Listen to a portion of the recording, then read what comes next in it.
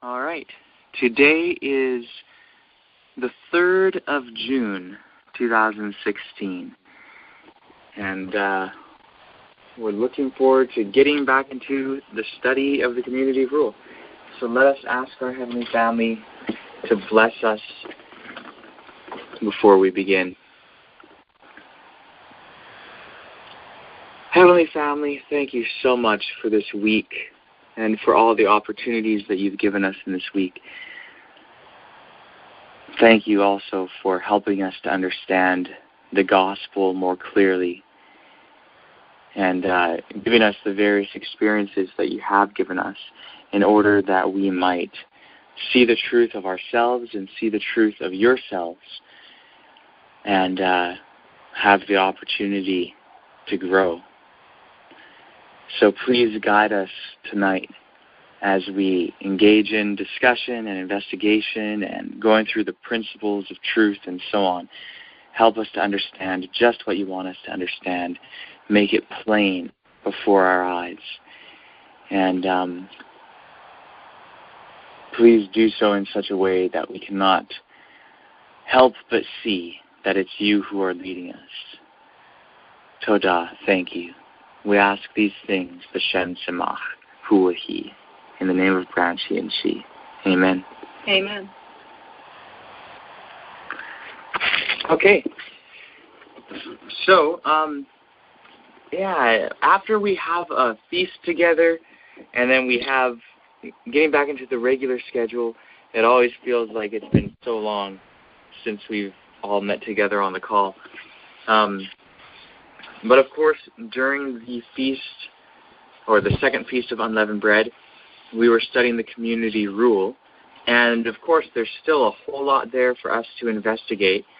And, I just the pace that we're going at it now, I think that it would be entirely unrealistic to think that we would get through the whole thing before Pentecost. But perhaps we will get through enough of it before Pentecost to know if what it talks of in terms of the covenant renewal ceremony, if that's something that we should be doing or not, and if so, in what way, and all of that. So please guide us with all that, Heavenly Family. So that's the thought, that we will continue to investigate the community rule. However, there are other things in relation to it, whether directly or indirectly, that may also come up. So before we get into the community rule itself, I just want to ask if anyone has any questions, even if it's just in relation to the message in general, but it's an important question that you want to ask, and if it's the type of thing that is not fitting for this night's meeting, then we'll see, and we can discuss it another time, and that's not a problem even for you to ask. But, we may end up getting into something if someone has a question on something, whether directly related to the community rule or not. But then once we focus in on the community rule, it'll be good to stay there. So does anyone have questions or comments?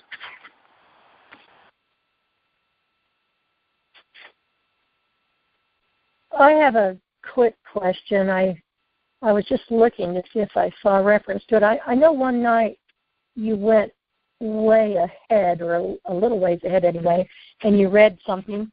So it's possible it was beyond where we actually were. But it made reference to a companion. And like I said, I don't remember where that was, but could you go over what it was referring to when it said companion? What was the meaning of that? Okay, I take it that you are referring to something that we read within the community rule? Yes. Well, further on, I know it speaks of someone being with a companion, and the companion being the one that has been there longer and maybe knows more and helps guide them. But then I don't know that for sure. And I just don't know where. But you did, something was read one night, and that companion was mentioned. But like I say, if it was further on from where we've already been studying, I'll be happy to wait till we get to it again. I don't remember why you skipped ahead to read something, but there was just a short period there where you read something. I don't know if you remember that or not. Yeah, we ended up going ahead and reading a couple passages from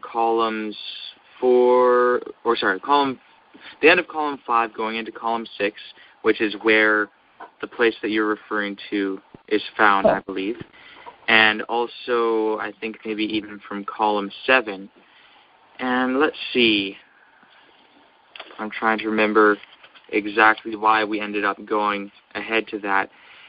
In relation to one of these other statements, I think that might have been at the end of the section, in connection with the last paragraph of the first section of the community rule, which deals with the covenant ceremony and all that, just before getting into the section on the two spirits. But, yeah, it's the end of column 5, going into column 6. It talks about, it says, they shall inscribe them in order one after another according to their understanding and to their deeds, that every one may obey his companion, the man of lesser rank obeying his superior, etc., etc.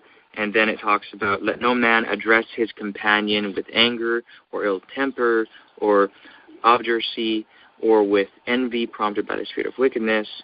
And then it ends up saying, and furthermore, let no one accuse his companion before the congregation without having admonished him in the presence of witnesses. And then it goes on a little further to say, these are the ways in which all of them shall walk, each man with his companion, wherever they dwell. And explains more beyond that. And actually, sorry, I'm going to even go ahead a little bit further. And where the 10 are, there shall never lack a man among them who shall study the law continually, day and night, concerning the right conduct of a man with his companion.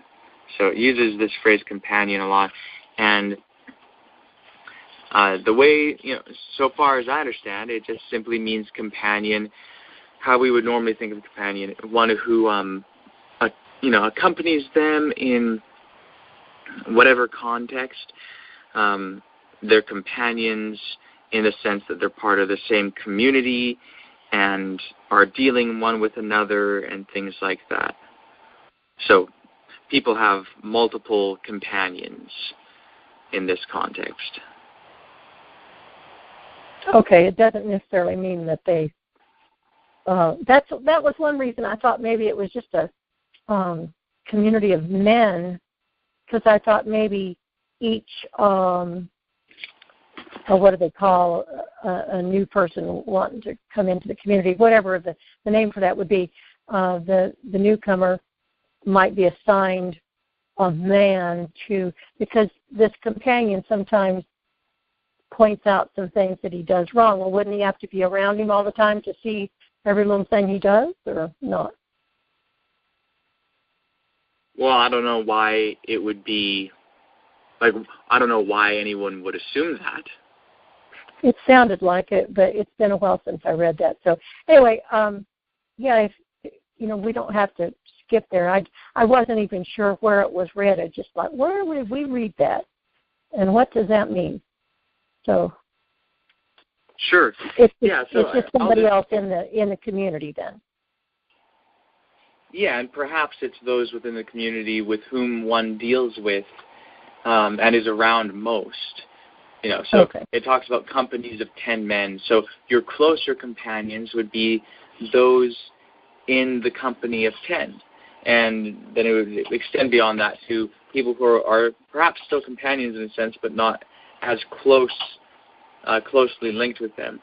But I will say, though, that just the idea of people correcting each other does not at all imply that people are around each other constantly or that they're looking for every little thing. I mean, all throughout Scripture, including the writings of Ellen White, we're told a lot that we need to correct each other. But it doesn't imply purposeful looking for fault or anything like that.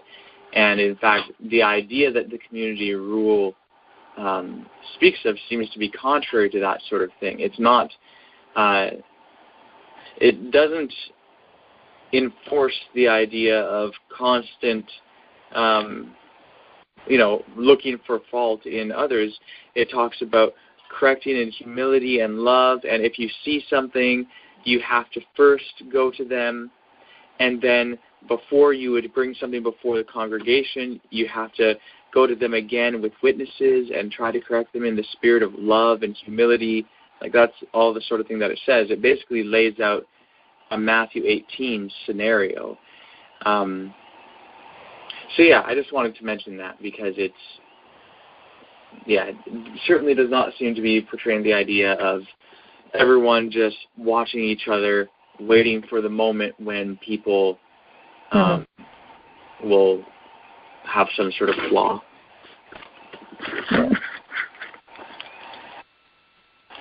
Okay, well, any other comments or questions?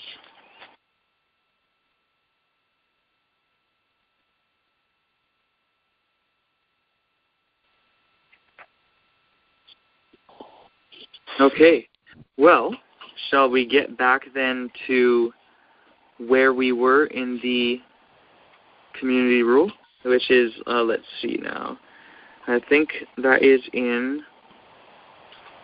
are we still in column 3? Yeah, I believe so. Column 3, line 25. Ah, yes, this is where we were. Very, very interesting. I'll just read this paragraph, and we can get back to discussing the point that we were discussing. So,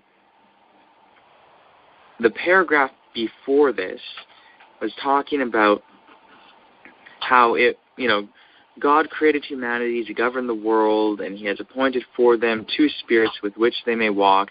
And then it describes kind of the origins of the spirits to some degree, though, who is controlling these 2 ways or these 2 spirits. It's the one is controlled by the Prince of Light, or ruled by the Prince of Light, and the one by the messenger of darkness. And, of course, it contrasts them greatly. So, basically, on one hand, you have the Prince of Light, you have the children of righteousness, and you have walking in the light. Then, on the other hand, you have the messenger of darkness, the children of falsehood, and walking in darkness. And so, these are the basic ideas that it gets across. It's really showing the 2 opposing sides. It talks about the diabolical rule of the messenger of darkness, and how basically all these wicked deeds and deeds of darkness are ultimately at his prompting. And he continually tries to prompt the sons of righteousness to do wickedness. Then it talks about all the spirits allied with him and how they share but a single resolve to cause the sons of light to fall. And then the first line of this paragraph that we're looking at says, "But the God of Israel and the angel of His truth help all the children of light." So that's in the context of the previous paragraph. And so it goes on. "And He, God, created the spirits of light and darkness, and upon them are built every deed, and upon them are founded every work, and upon their paths all actions. One God loves for all eternal ages, and in all her deeds He is pleased forever. The other He abhors, her counsel, and all her paths He hates for all time." So that is the paragraph we are looking at. We already discussed the first sentence last weekend and how it relates to the previous paragraph and so on. And we began to discuss the next sentence, which is, "For it is He who created the spirits of light and darkness, and upon them are built every deed," and so on and so forth. But we were first looking at this idea. For it is he who created the spirits of light and darkness. We talked about, well, what are the spirits of light and darkness? And, within the community rule, and it's quite clear that the spirits of light and darkness are talking about the principles of truth and falsehood, otherwise stated, the principles of righteousness and unrighteousness. And so these are things that we have been considering, and we had quite an interesting discussion on it so far. So we can pick up there to try and understand what does it mean when it says he created the spirits of light and darkness. So, any comments? Well, I have a comment, because I remember one of the last things that you said was that we needed to look into the idea of create, what that means. Well, I looked it up, and it says to make or produce something, to cause something new to exist. That's one. Then there's to cause a particular situation to exist. And then there's to produce something new, such as a work of art, by using your talents and imagination. This is according to Merriam-Webster. But I was also thinking of my classroom as a teacher, and like you've got these kids and they don't really know what the expectations are, and so as you lay out the rules, this is good behavior and this is unacceptable behavior. And I don't know, maybe I'm really stretching it too far, but because, of course, in my mind, well, the truth of it is God didn't create evil. But I know that we shouldn't try to assume that the writer of the community rule didn't even think the same way about that. But I'm just wondering if it's, possible that it could be the case that, God causing a particular situation to exist, said that, okay, this is light, and this is darkness, and these deeds are built upon light. These deeds are built upon darkness. That's the thought. Okay. I would like to ask, because you have the definition for the English word create, but of course we all know that this was written in Hebrew. So has anyone looked up the Hebrew word create and seen what that word means?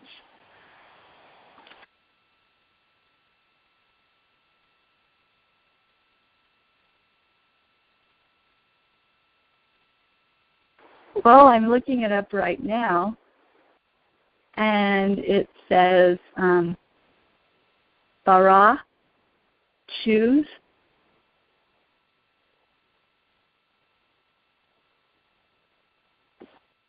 What was the last word that you said? Choose. Choose. Where are you seeing choose? Well, I'm just on Bible Hub, and I just typed in Hebrew word create. So maybe I'm really on the wrong track. Well, okay. Yeah, it's at the top it says Strong's Concordance 1254 barah. And then it says choose. And then that's a short definition that it gives here. And then it says, let's see. Well, it just gives the word in, Phoenician, Assyrian, etc. Okay, I'm not sure why it says choose. Barah is the right word. That's the word for create. Yeah, I'm puzzled as to why it says choose in that resource. I don't remember. I've looked this up in the past in a number of resources. I don't remember ever finding anywhere where it says choose. It's certainly not the standard word for choose. And I'm not sure of any places where it's translated choose or correctly translated choose or anything like that.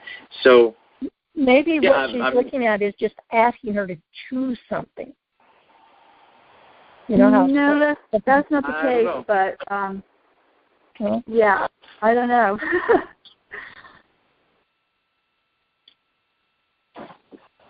Okay. I'm glad that you started to look it up right now, though. How would we go about finding kind of what this word means and all of that, rather than just reading a definition from a website or anything like that? Well, again, this is a website, but it's the NAS Old Testament Hebrew Lexicon. Would that give us more information, or am I just on the wrong track? Well, that might give us more information, and that might be totally fine. Lexicons can absolutely be helpful. But the question is there another way that we could find out without depending on the labor of someone else?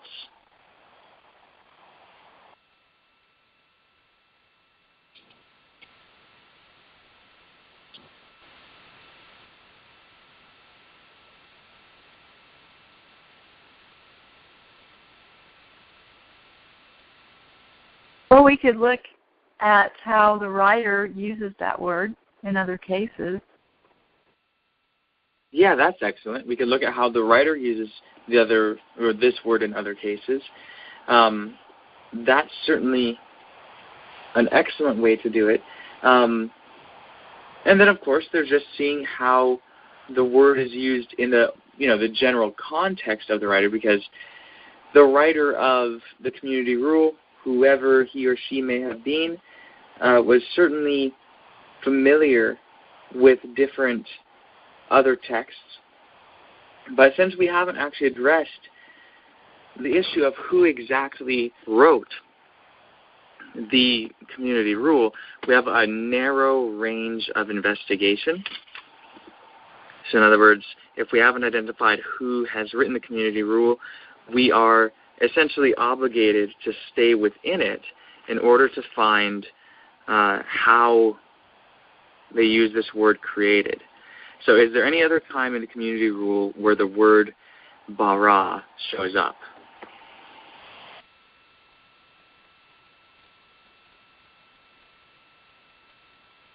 Wasn't there something just a couple of studies ago where create came up as well?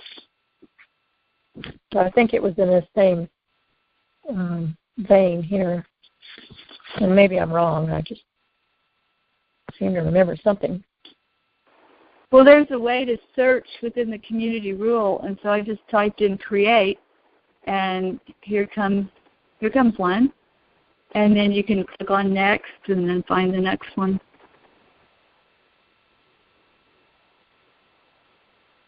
Do you want me to read the first one I found? Yes, absolutely. Okay, and I'm online. I'm in the downloaded version, and so I don't see the line. So I can't tell you where this is. Is that going to be not really helpful? Or should I go ahead and read it anyway? Oh, yeah, it's okay. And I think, I've looked it up here, and there's only one other place in the community rule that it shows up, so I can actually give the reference if you like. Okay. Yeah, so it should be 1QS, column 3, line 17. Yeah. Okay, it's not he has created man to govern the world, is it? That's what we just read. So there's the two instances. There's the one that we're questioning where it says he created the spirits of light and darkness.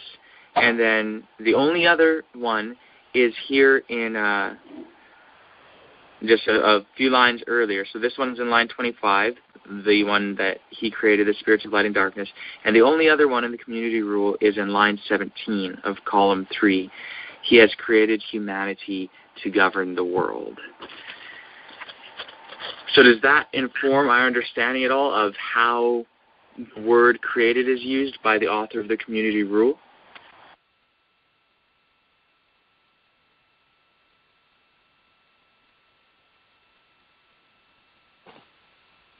Well, that's the same idea that I think we usually think of as far as, putting something into existence kind of a thing. So it doesn't help me a whole lot. Okay, anyone else?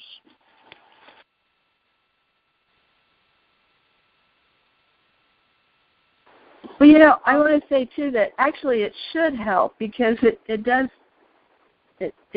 show how he uses that word. I guess I'm looking for a different way for that word to be used. So, yeah, it does help. Right? Okay, excellent. Yeah, I think it's helpful. Now, there's still the question of what exactly that is supposed to mean. What is the thought in mind when it says that God created mankind to govern the world? What does created mean there? What is that about? Well, at first I thought that it meant that he created man and then he gave him the job of governing the world, but it could also mean that he gave man that situation, that he put that situation into place, that man is to govern the world.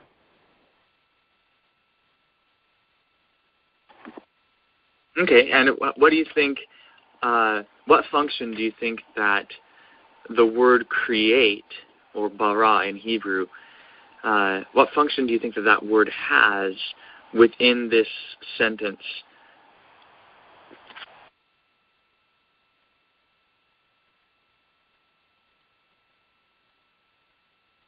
You mean within the sentence that we're talking about, he has created man to govern the world? Yes. I'm not exactly sure what you're asking, what function. Yeah, I know it's not the clearest way to express the question. What I'm trying to get at, and Heavenly Family helped me to express this, is, okay, so we can see no matter what, there's the general idea there of man being supposed to govern the world. That is the purpose as to why man was created according to that sentence.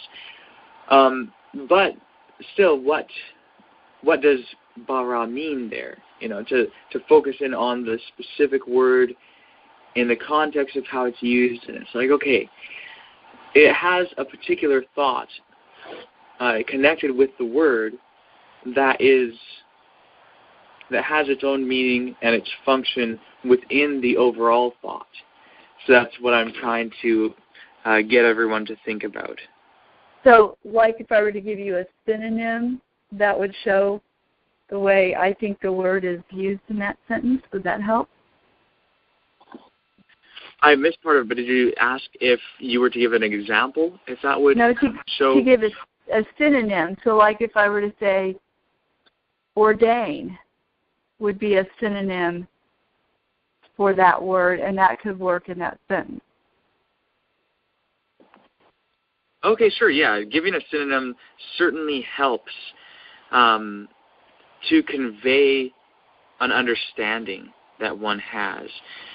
So if you understand create there to mean ordained, then he has ordained man to govern the world. So that is basically suggesting a hypothesis. So how do we go about testing, either that specific hypothesis or other suggestions that anyone else might have?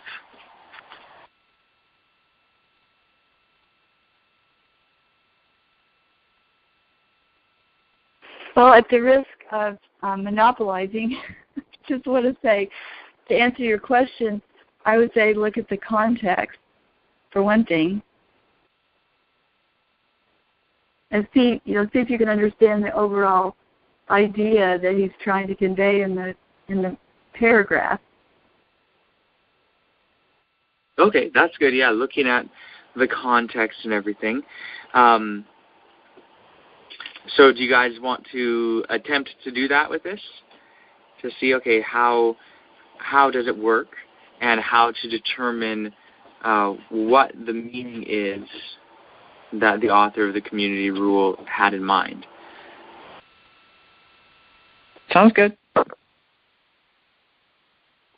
Well, first of all, I noticed that the word appointed is used in the last half of the sentence, and it kind of jumps out at me as a possible synonym too, but just immediately before looking at the rest of it. Okay, and how might you go about either verifying or falsifying the idea that appointed could be a synonym?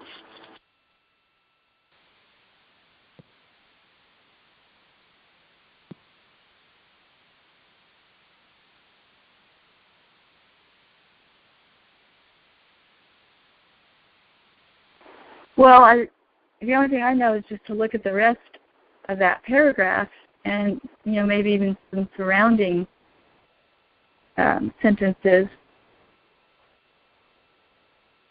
Okay, so first I'll mention, is there anything that anyone here is aware of, like linguistic structures in Hebrew that might indicate a synonym? Like, are there common ways to put things in Hebrew that would show you if something is a synonym or not?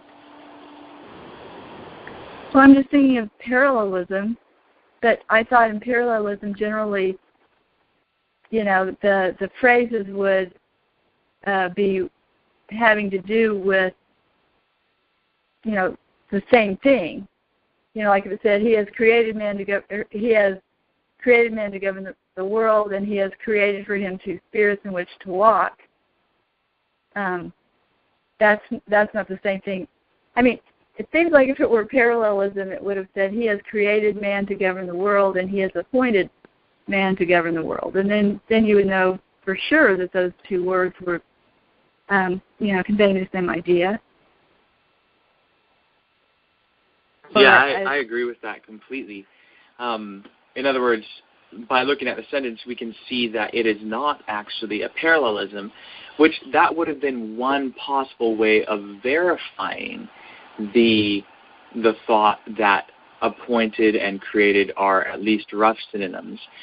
So that possible means of verifying it is shown to not work in this instance. It doesn't mean that there couldn't be other means of verifying it, and by showing that means doesn't verify it, doesn't automatically show it to be false either.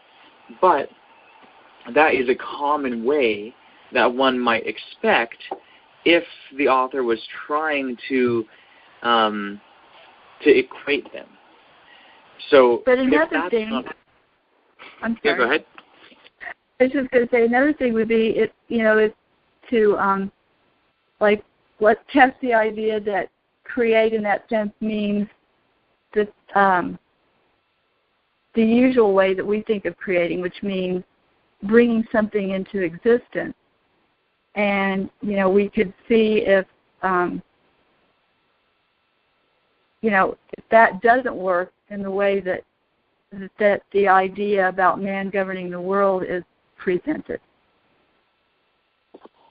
Well, let me ask you, because there's a phrase or a similar phrase that you've used a number of times, and I think we use the phrase as though it is a certain understanding, but the phrase itself can encompass many possible different understandings. So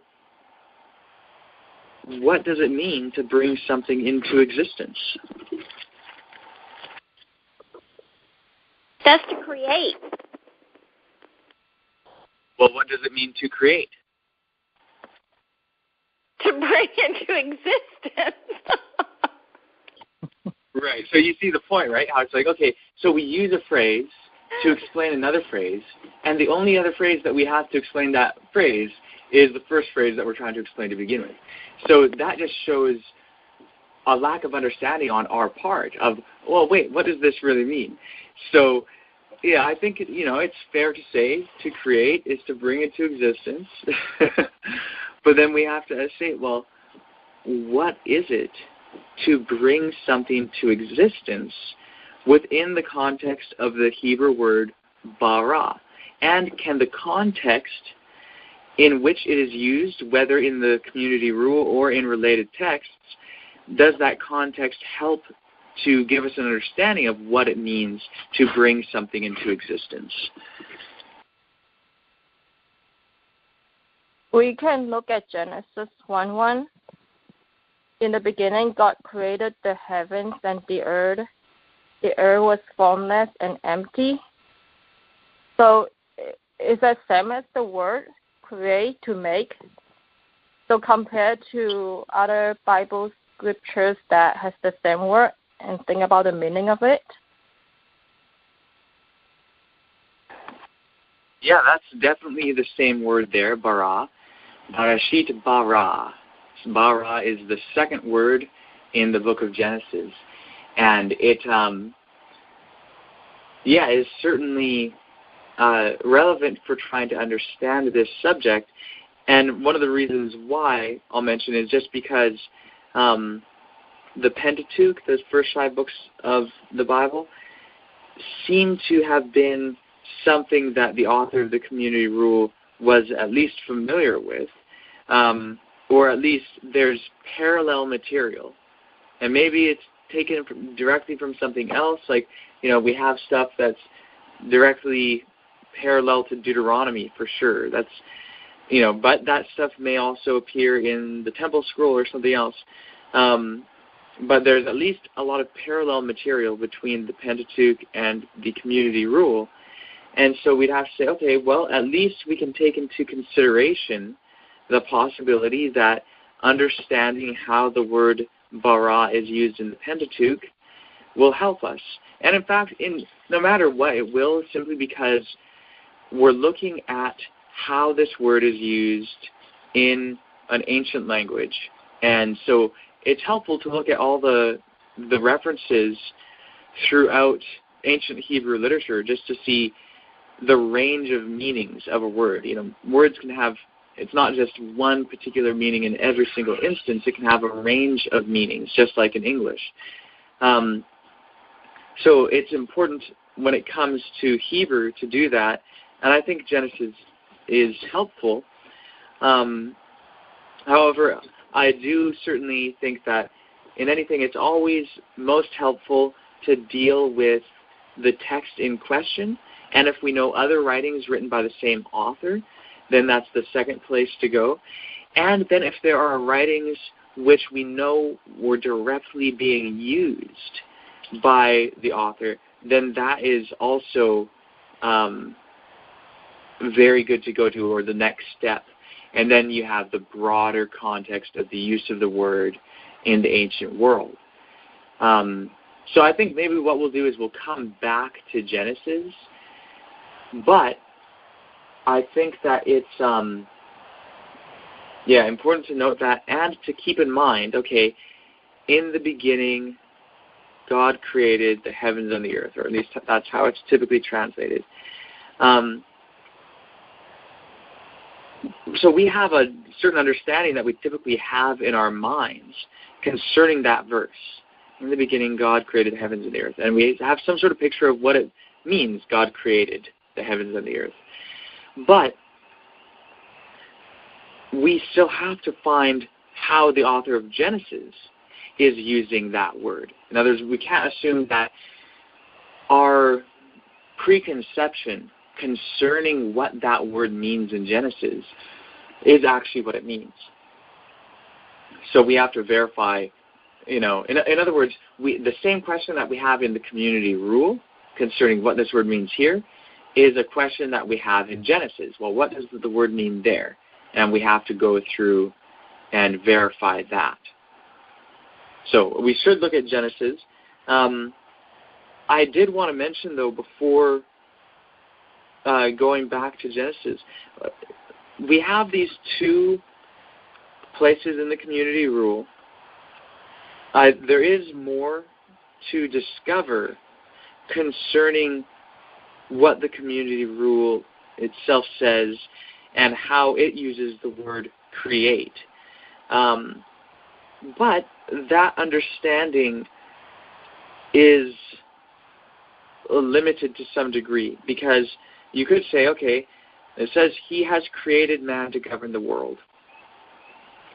Well, if create means, if barah there, create, means the same thing or the same basic idea that it normally does, create in some sense, maybe to bring into existence, then what does that even mean? And does that include other nuances potentially? But I will say, even if we take it to mean creating man in the Genesis chapter 1 and 2 sense, then we still have to deal with, well, what does it mean to bring man into existence, even if it's using it in the exact same sense as what we find in Genesis? And is it possible that it's using it in a different sense? Is it possible that the author of the community rule had a different understanding than the author of Genesis as to, quote-unquote, the creation of man? So I think in order to understand this, there are some texts that are a little bit closer in proximity to the community rule that might help us to understand this.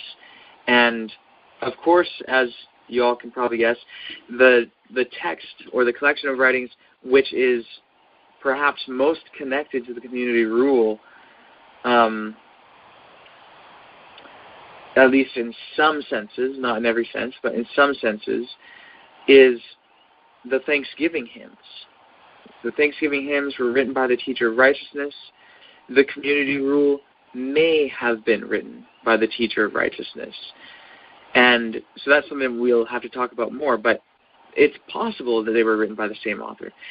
If they were not written by the same author, then the community rule was heavily influenced by the teacher of righteousness and his writings. So what this shows us is that no matter what, the Thanksgiving hymns are directly relevant for understanding the community rule, because either it was written by the same author or the author of the community rule was heavily influenced by the Thanksgiving hymns and the teacher of righteousness. Now, the reason why it couldn't be true in reverse is because the community rule includes discussion of the figure, the teacher of righteousness, who it refers to as the master or the instructor, depending on the translation. And so either this is contemporary with him or after him, but not before. So the teacher of righteousness was the founder of the community, and so either the community rule originates with the teacher of righteousness or comes after the teacher of righteousness. So because of that, I think it might be helpful to look at a few references within the Thanksgiving hymns that speak or that use the word create or barah in some form, and see if that broadens our understanding. So I'll just go through and read a number of references. So 1QHA, that's the Thanksgiving hymn scroll. It's Hodayot, 1Q Hodayot, 1QHA. So Hodayot A is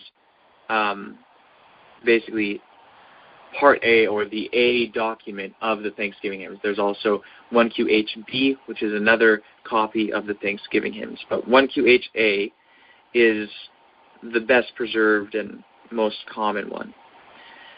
So I won't go and read the full sentences because I just pulled this up in search on my computer, and it doesn't show it sentence by sentence. It shows it line by line. So I'll just read some of the lines. And Heavenly Family, help us to see how this helps to inform our understanding. So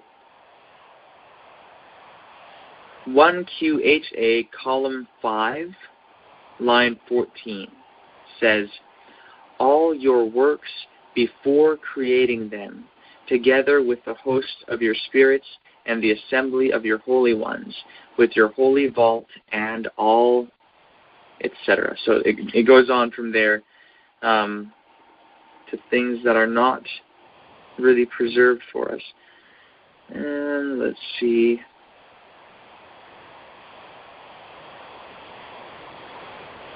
Okay, I have to, oh, right, yes. The way it has it in Giza Vermes translation, it says, "For thou hast shown them that which they had not seen by removing all ancient things and creating new ones, and breaking asunder things anciently established," and it goes on. So that's the same place in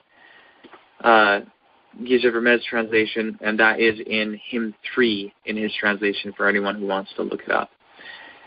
Then we have line 17 of the same place in the Thanksgiving hymn. So 1QHA, column 5, line 17. And let's see how it puts it here.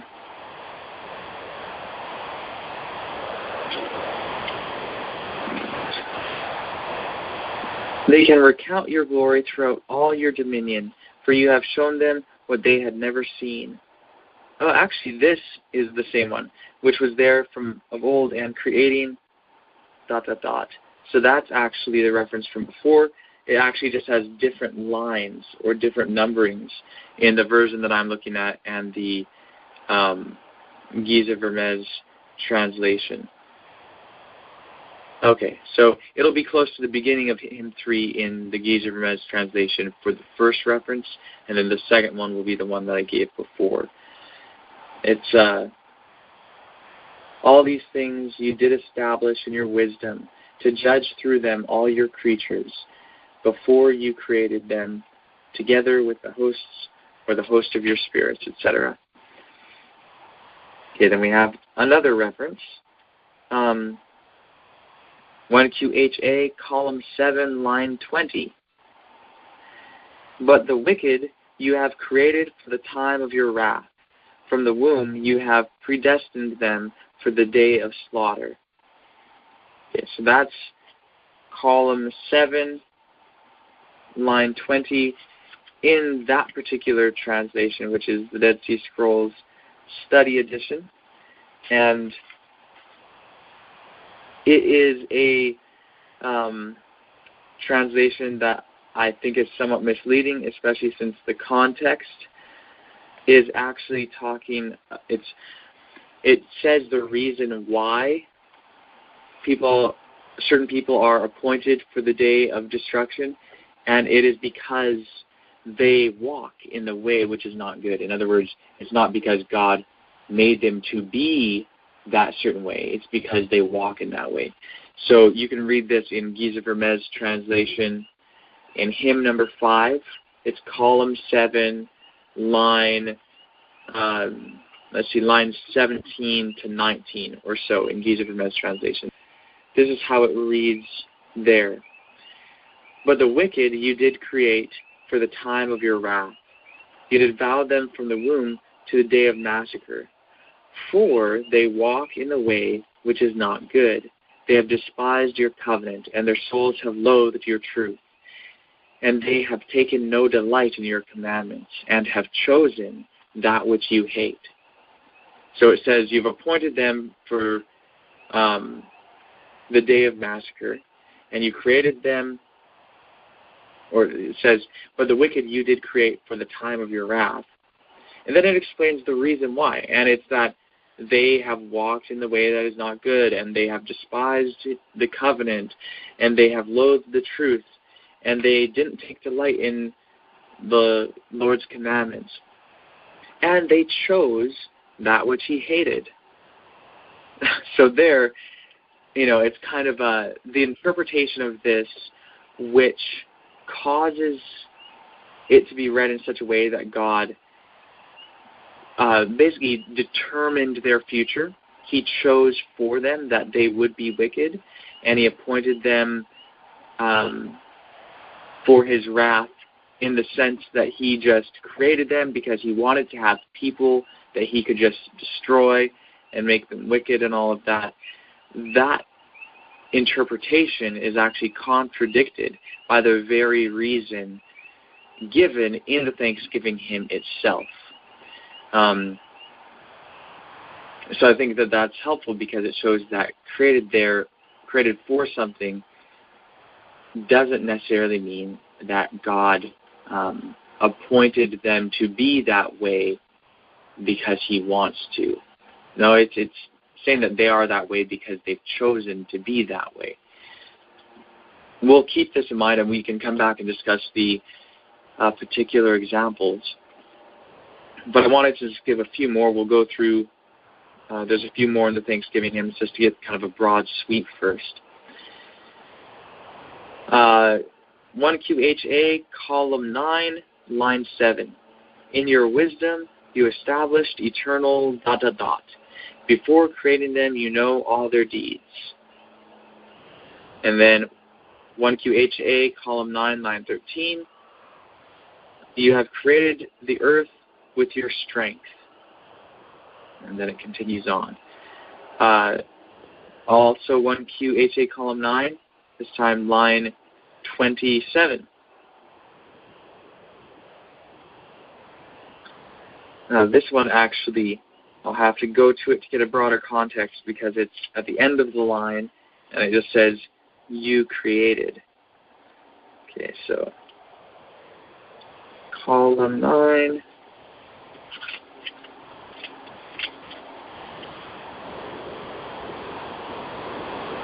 Line 27. It is you who have created breath for the tongue, and you know its words. You did establish the fruit of the lips before ever they were, etc., etc. Then we have column 12, line 38, which says, for you created the just and the wicked. Okay, so those are all statements from the Thanksgiving hymns which use the word barah, and it gives us a little bit more to work with in terms of things which are more directly related to the community rule. Does anyone have comments in relation to either the reference, the two references within the community rule, or in relation to any of the references in the Thanksgiving hymns?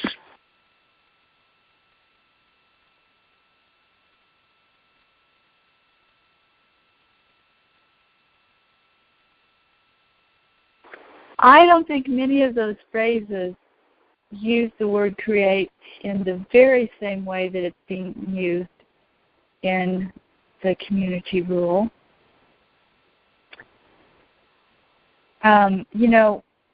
Usually we know God didn't create something out of nothing, but we think of creation oftentimes as, okay, there wasn't a man, now there's a man,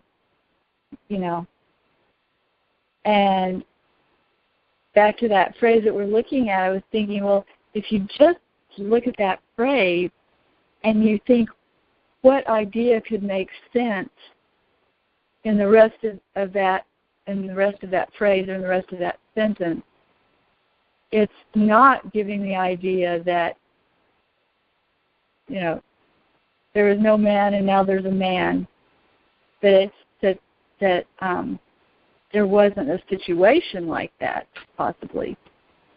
But, so the idea there, if you just had to pick a word, that would make that phrase make sense.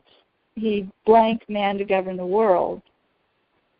The words that you might pick would be things more like brought about, established, ordained,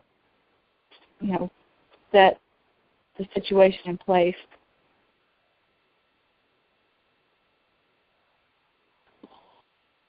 I hear you, and I think that, what's the best way for me to put this? I don't disagree with the suggestions. However, I think that in order to establish anything one way or the other on that, we have to take further steps, because while we can read it and ask, well, what makes sense for it to mean a certain thing, then we have to say, well, what makes sense to who? Because different things might make sense to different people, including us versus the author of the community rule. Different things might have made sense to them as alternative words versus what might make sense to us. One of the things, to my knowledge, the word barah is a word which is used only to refer to God's activity.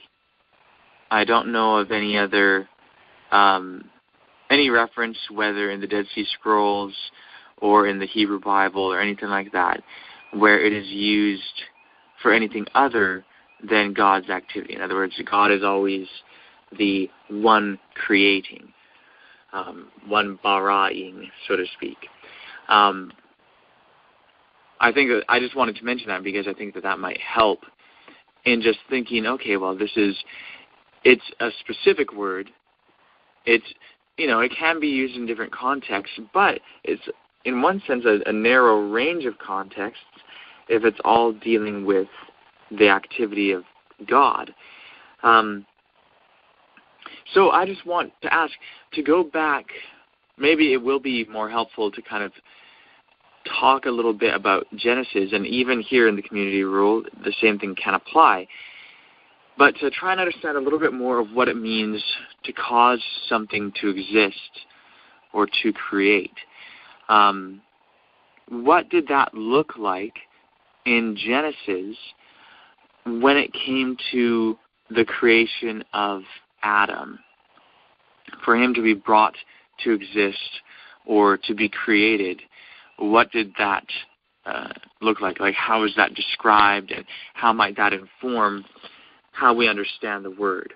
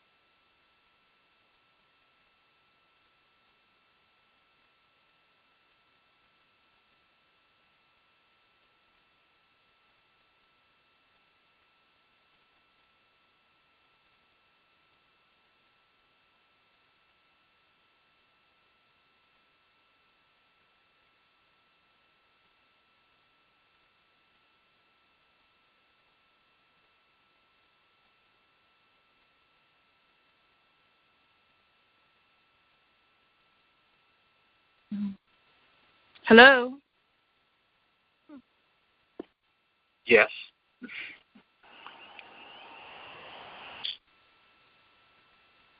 It was a long silence, so I was wondering, did I lost you? Yes, this is certainly a long silence. I hope that people are contemplating the question. Yeah, I was beginning to wonder. That may have been our longest silence, at least in a long time. So again, I just want everyone to think about, okay, in Genesis, when it says God created mankind, we see the word create, we think that means to bring something into existence and things like that. What did that look like when it came to humanity? What did it look like with Adam, for him to bring Adam into existence?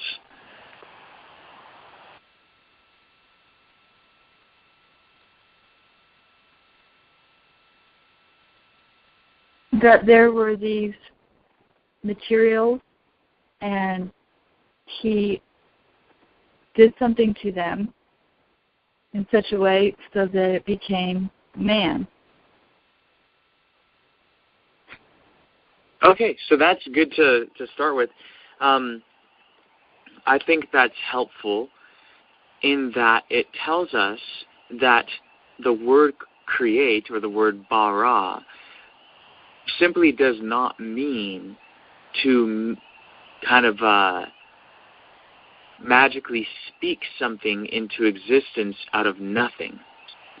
In other words, it's not describing existence as the origin of matter, because the matter that made up Adam was already there and then formed to make Adam. That's the way it's described in Genesis chapter 2 in particular, where it goes into more detail in that. But there, it's definitely the idea, or it's definitely conveying the thought that Adam was created, but that creation was from previously existing matter. In other words, it's not going from non-matter to matter. It's not the actual material origin. Right, he sculpted him from the dust of the earth, right? Sorry, what did you say? He actually sculpted him, formed him out of the dust of the earth with his wonderful artistic skill. He formed his body out of the dust of the earth. Yeah, that's certainly the way it's described here in Genesis. And so the point is that does help us understand how this word barah can be used. So the word does not inherently mean just poof, you know. So we can take that with another example. What do you guys think when it says, in the beginning God created the heavens and the earth? Is that trying to convey the idea that there was no matter of the heavens, which, again, heavens just means the sky or skies. There was no matter of the heavens. There was no matter of the earth. And then God brought about that matter. Is that what it's conveying, or is that not what it's conveying? And either way, why? Well, not necessarily, only because when it used the word created for Adam, it was using things that already existed. So it could also mean, because it's in Genesis as well, that the earth was created and the heavens were created from things that already existed, and God just brought them together to form however. Okay, so that's certainly something to consider. How would we go about seeing? I think that the point that you already mentioned, Rebecca, is certainly valid in that it shows, again, that it's not necessarily the case that it means created from nothing here, because we have already seen just later within Genesis itself, in fact very soon after this point, that it uses the word barah to describe a sort of forming or making of something that is not the origin of the matter. So there we can see, okay, yeah, so it's not necessarily used like that. And at that point, we have the example of it being used of forming something from matter. And so kind of the, if it is ever used to make something from non-matter or to make matter out of nothing, then the burden of proof would be on the person who makes that claim. In other words, once it's been established that it is used to refer to forming things from previously existing matter, well, we no longer have a burden to prove that because it has been proved.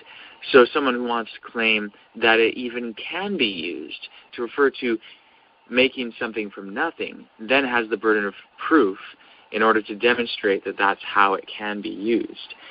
But is there anything else here in Genesis 1 that might help us know one way or the other whether Genesis 1:1 is referring to the material origins of the heavens and the earth?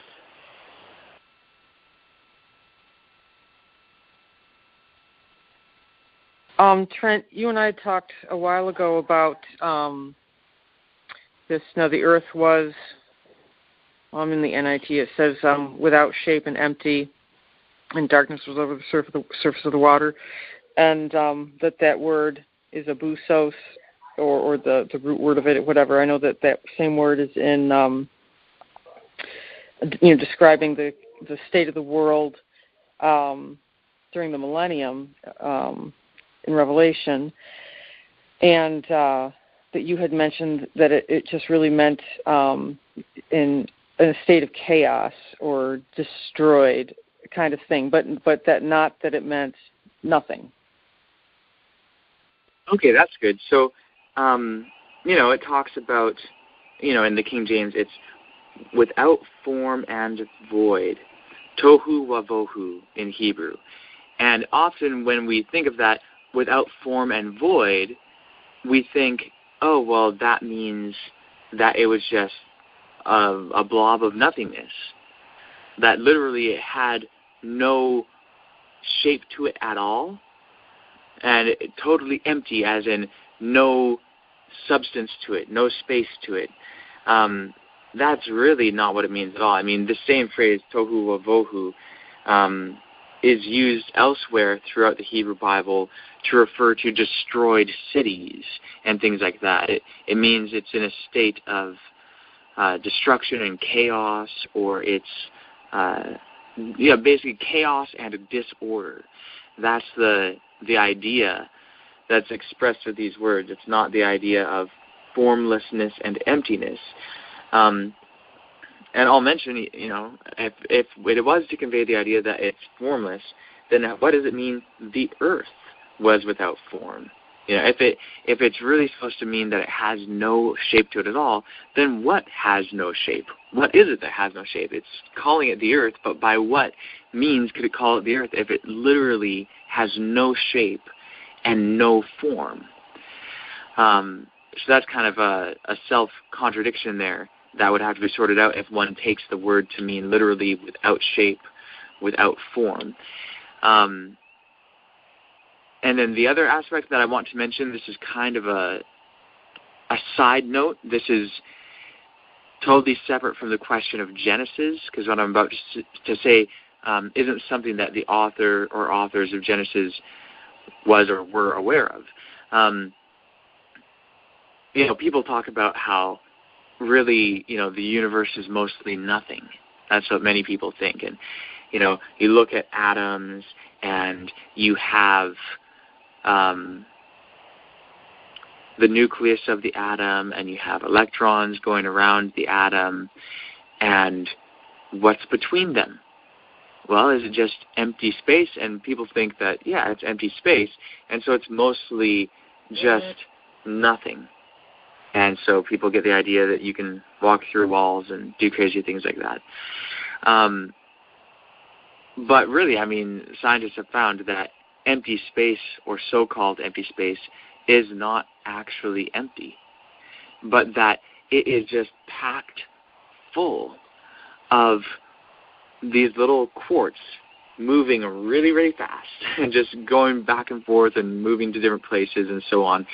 And it's just a whole world of activity on the subatomic scale, where it's been shown that empty space is not actually empty. It's just absolutely full of matter.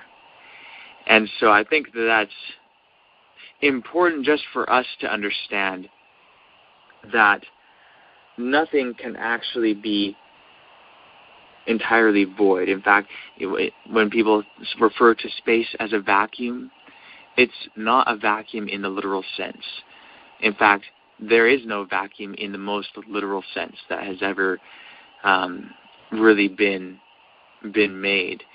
And apparently it would require a tremendous amount of energy to really make a vacuum. You can make something with a whole lot less matter in it, but you still have all these particles that are going really quickly all over the place, through everything, and it's kind of unavoidable. So just wanted to mention that in terms of materialism and for the benefit of anyone. I mean, I know that I've had people before say things to me like, oh, well, an atom is mostly just empty space, and use that to promote spiritualistic ideas. And at the time, I didn't know that empty space is not actually empty. And so I wanted to share that with you, and was reminded by this phrase, without form and void. But yeah, so this thing, Mary, that you're bringing up is kind of saying, well, we can just look further on within this context in Genesis 1 to see, is it referring to the earth and, the heavens and the earth in Genesis 1 as literally being totally non-existent and then being brought into existence in the sense that the matter wasn't there and now it's there. I want to mention in the Hebrew Bible, which is the official Hebrew version, so to speak, of Rabbinic Judaism, so the Masoretic text, the way that these letters are pointed with vowel pointings is best translated as something like this. When Elohim began to create the heavens and the earth. Well, that kind of changes things. It's not in the beginning God created, it's when God began to create. And that, by the way, is, I mentioned that in terms of the vowel pointing because that actually gives that reading. But that reading is just as possible in any version of the Hebrew text that is known, even, the Dead Sea Scrolls or whatever. It's just that you can translate it when you don't have vowel pointing like that. You can translate it in more than one way. But there are grammatical reasons why many scholars suggest that the more accurate reading is when Elohim began to create the heavens and the earth was without form and void. Darkness was upon the face of the deep, and the Spirit of God moved upon the face of the waters, so on and so forth. So you can, even when you read it as in the beginning, you can still read it in the same way. But the question is, when it's talking about God creating the heavens and the earth, is verse 2, where it describes the condition of the earth, is it describing the condition of the earth after God, quote-unquote, created it, as referenced in verse 1, or is it describing the initial condition of the earth when God begins to create it? So does anyone have any thoughts on this? Well, it has to be before he brought it together. It was empty and void. It wasn't. It may have been earth, but it wasn't round like we see it now, and it was just probably in pieces or atoms or who knows what it was. It was in a different form than it is now. So I'm curious why you think that it wouldn't be round.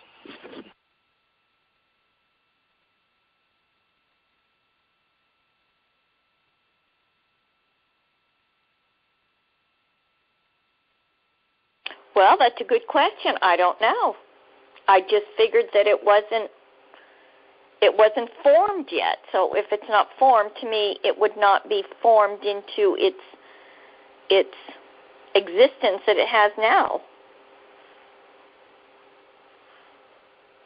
Okay, so this is where the things that Mary was mentioning and that I expanded on a little bit more in terms of the phrase without form and void, how it doesn't mean without form and void. It doesn't mean that it didn't have a form or anything like that. It means more so in a state of chaos and disorder. And it's used to refer to the earth during the millennium in Jeremiah. It's used to refer to destroyed cities and things like that. So I think that is very relevant, because we can see, okay, well, what exactly does this mean? So that might impact whether we view it as necessarily not being a sphere or anything like that. And then we have to keep that issue separate from what the author of Genesis thought, because did the author of Genesis view the earth as a sphere? Well, that makes it very interesting if it was already circular or in a sphere, because then I have lots of other questions that come to that, and I'm like, well, was it used before we ever got here at some other time in the past? Why would it have already been circular and just hanging out in space, doing nothing? Was it used? Did something happen before? It just brings up more questions for me with that picture. So it's just interesting. Well, I was good. Sorry, I was just going to say, aren't questions wonderful? Go ahead, Mary. Well, no, I know that Adam and Eve were told to replenish the earth, I have not looked that up in Hebrew, but replenish means to, replace what was there before.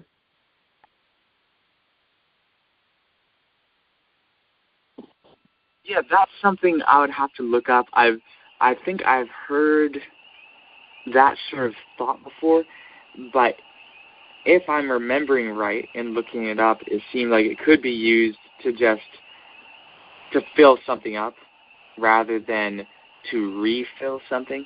But we'd have to look at that to find out. Certainly the way it's put in the King James and how that sounds to our ears 400 years after the King James does make it sound like filling again or something like that. But whatever the case may be here with, the earth and all of that, one of the things that's interesting is that, when it's describing the earth being, quote-unquote, without form and void, darkness being on the face of the deep and all that, well, there was a face of a deep, that's a surface, the surface of the deep. So there's something that is called the deep, and it's part of this. So it's definitely some sort of material thing, material stuff, and it's referred to as the deep, and the Spirit of God moving upon the surface of the waters. So there's waters there. The deep is obviously also a reference to either a great ocean or something like that. But the way that it's describing things is certainly, you have things there. It's not just, boom, something from nothing. Whether man, whether heavens and the earth. The other thing that I'll mention just within an Adventist context, it's really interesting how, of course, and this, by the way, in Job, too, you can see this, how... sorry, I just had the little reminder saying that I'll have to... we'll have to either end within 5 minutes or I'll call back. But I wanted to mention, in Job, you have the idea of the angels rejoicing when the world was created. That's rather interesting. Ellen White very clearly speaks of heavens existing and angels existing and the hosts of heaven and all these things prior to the creation of this world.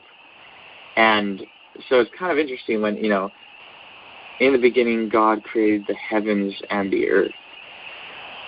Well, what exactly are the heavens? And when we have this idea through inspiration, as Ellen White speaks of, that, there was a lot going on before the creation of this world.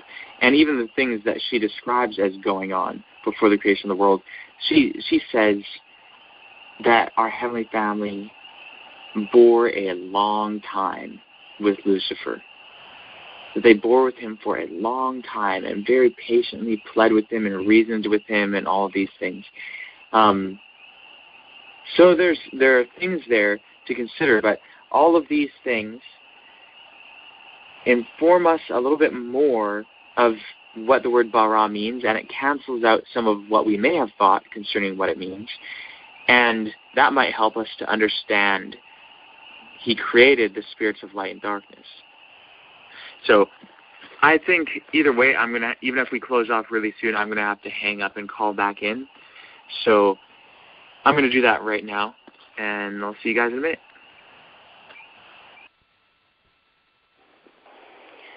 Wow, I have to say that this is really stretching my thinking tonight. And really, I have lots more questions now, you know? I just have a lot of questions of why and how did it all come together, and wow, I just have lots of questions. How about you guys?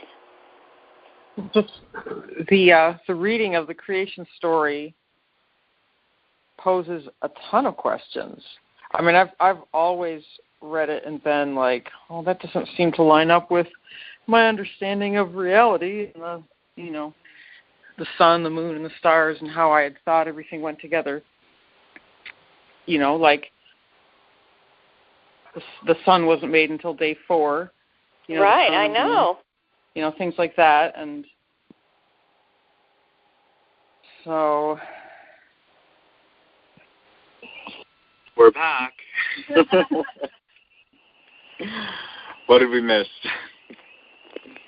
We were just talking about how the creation story is so interesting and how it just doesn't really make sense how it reads in relation to our understanding of reality or the way things are, or astronomy for that matter. Yeah, like there was light, and then there was, on the 4th day there was the sun and the moon and the stars were created, and it's just a lot of questions about reality and the heavens and the earth and what all that means.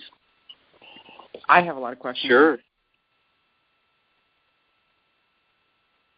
So, Trent, back to the community rule.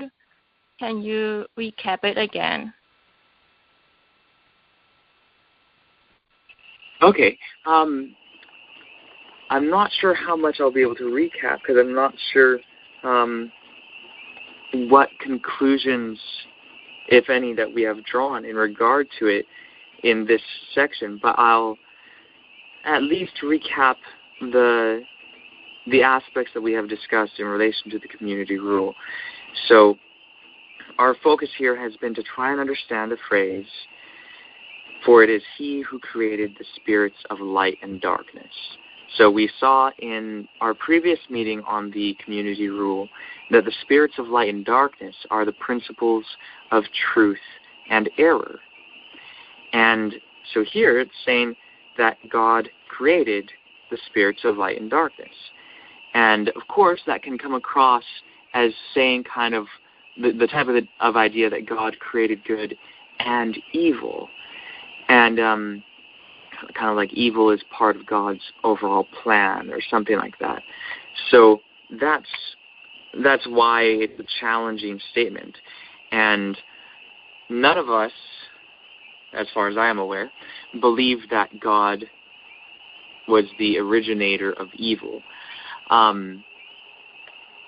But what we've considered is that just because we don't believe that doesn't mean that the author of the community rule didn't believe that. Maybe they did believe that. But how do we know? We need to go about things in a way where we can see the meaning according to the real context of the writer. So we're looking, okay, well, how is the word created used? It is used earlier in the community rule where it says that God created humanity to govern the world.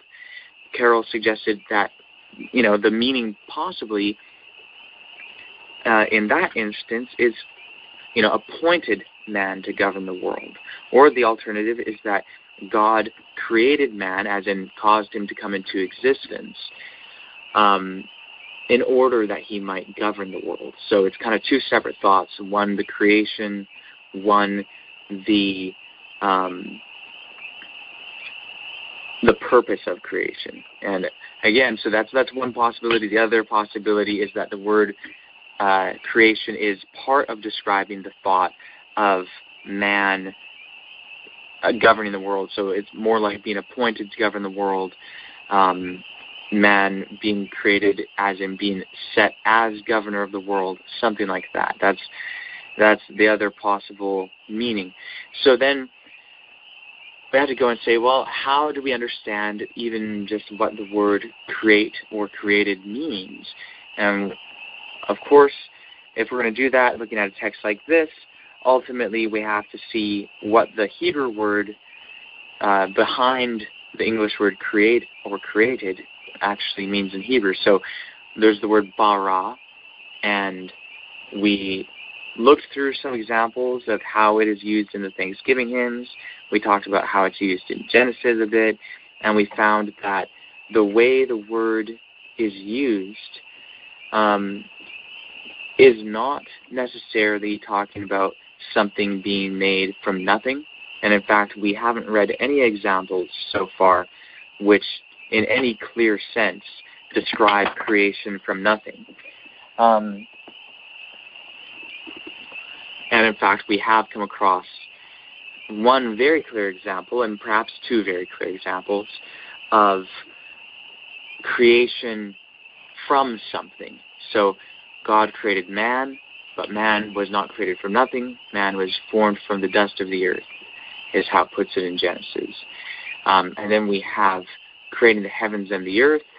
And in Genesis, Genesis chapter 1, verse 2 seems to be describing the earth before creation, which, especially if the reading is when God began to create the heavens and the earth was without form and void. And so in that case, of course, there is an earth, there's a deep, there is a surface of the waters and all of that. So we have things that indicate that creation is not necessarily making something from nothing. And in that sense, creation, for something to be created, does not cancel out the possibility of it existing at least in some form prior to its quote-unquote creation. So that may have an important impact on the statement that he created the spirits of light and darkness. Did the spirits of light and darkness have some sort of existence, even if in a different form, before, quote-unquote, he created them? So that's a question that arises, and those various examples of how the word bara is used at least broaden the questions that we can ask concerning this and open up different possibilities for understanding what it really meant to the author of the community rule. So there's obviously more on that needs to be discussed in order to gain a coherent understanding of it. And then beyond that, of course, then there's questions being asked concerning the creation account in Genesis, and then questions asked concerning cosmology itself as it really is, one way or the other. What is it really like? And so I think that's a recap of the discussion. I hope that's helpful. Does anyone have anything to add to that, or any other comments or questions? Did you take note? That was really good. That's funny. No, I don't. I didn't take any notes.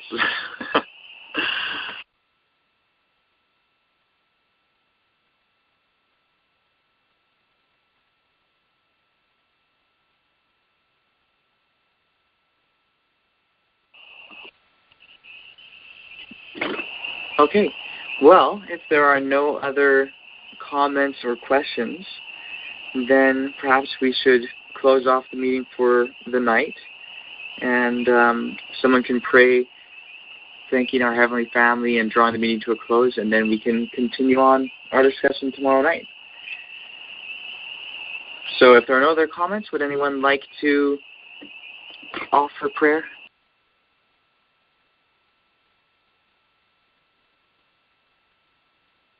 I will. Dear Heavenly Family, we just thank you so much that you love us and that you want us to learn to think like you and that you want us to live forever with you. We thank you for the principles of investigation that you're enlightening us about. And we just thank you that we are learning how to examine everything and to question things because we want to know the truth. We want to know things just as they are. And we just thank you for the community rule and that you've given it to us to investigate and to learn how to apply these principles, Heavenly Family. We know that there's so much more for us to learn, and we know that it's the truth that will set us free. We thank you so much for your Sabbath day, for the Sabbath rest, the rest from self that you promise us. And I ask that you bless all of us with a good night's sleep and a wonderful day of study and fellowship. I ask all these things in the name of Branch. Amen. Amen. Amen. Amen. Amen. Good night, everyone. Happy Sabbath. All right. Love you all. Night. Good night. Good night.